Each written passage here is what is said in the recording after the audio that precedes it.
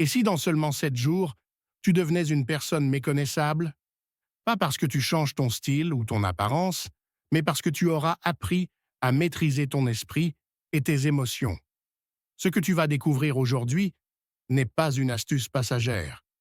C'est une discipline millénaire qui a forgé des empereurs, des guerriers et des sages, le stoïcisme. En appliquant ces 10 pratiques, pendant une semaine, tu vas développer une sérénité et une force intérieure que les autres remarqueront immédiatement. Mais attention, seuls ceux qui osent affronter leurs faiblesses y arrivent. Es-tu prêt à relever ce défi? Première pratique. Observe tes émotions. Combien de fois as-tu regretté une réaction trop rapide, une colère incontrôlée, une panique inutile, une parole que tu aurais préféré ne jamais dire? La plupart des gens vivent comme des esclaves de leurs émotions. Épictète le rappelait, ce ne sont pas les événements qui nous troublent, mais l'idée que nous nous en faisons. La prochaine fois qu'une émotion surgit, prends 3 respirations profondes et demande-toi, est-ce un fait réel ou une interprétation? Est-ce que réagir maintenant va améliorer la situation ou l'aggraver? Et surtout, comment agirait la meilleure version de moi-même? Cet espace entre ton émotion et ta réaction, c'est là que réside ta liberté. Deuxième pratique, distingue ce que tu contrôles de ce que tu ne contrôles pas. Marc Aurèle écrivait « Tu as pouvoir sur ton esprit, pas sur les événements extérieurs. Chaque matin, prends une feuille et trace 2 colonnes. Dans la première, écris ce qui dépend de toi, tes choix, tes efforts, ton attitude.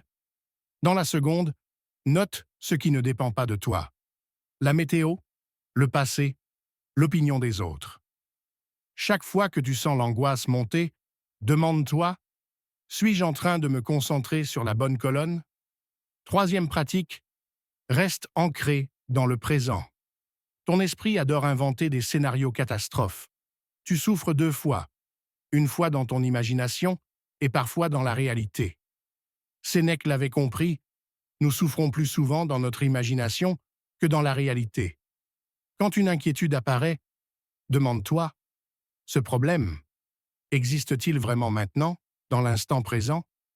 Sinon, laisse-le partir. Si oui, demande-toi, quelle est la plus petite action que je peux entreprendre immédiatement? Le présent est ton seul terrain d'action. Quatrième pratique, transforme tes échecs en opportunités.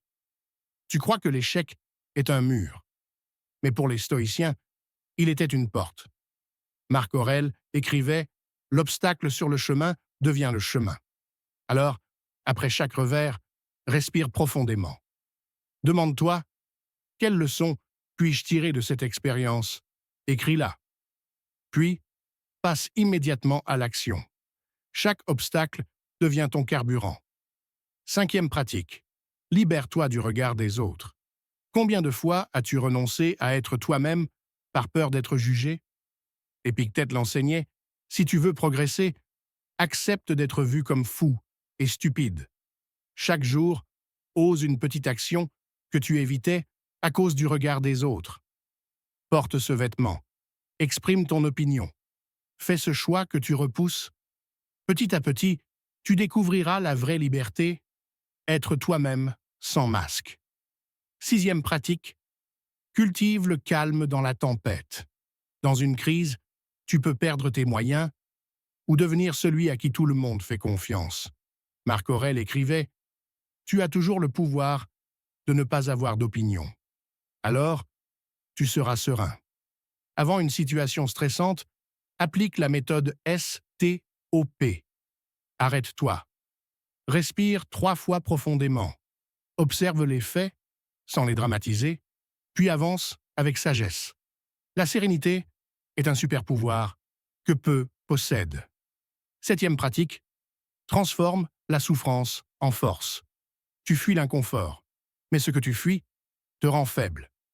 Épictète enseignait, ce n'est pas ce qui t'arrive qui compte, mais comment tu y réagis.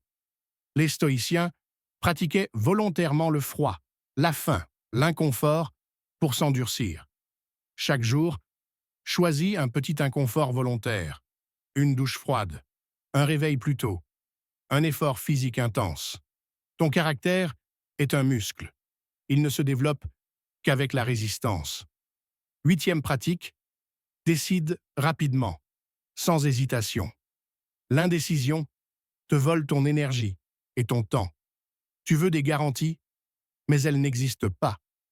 Sénèque disait, « Ce n'est pas parce que les choses sont difficiles que nous n'osons pas.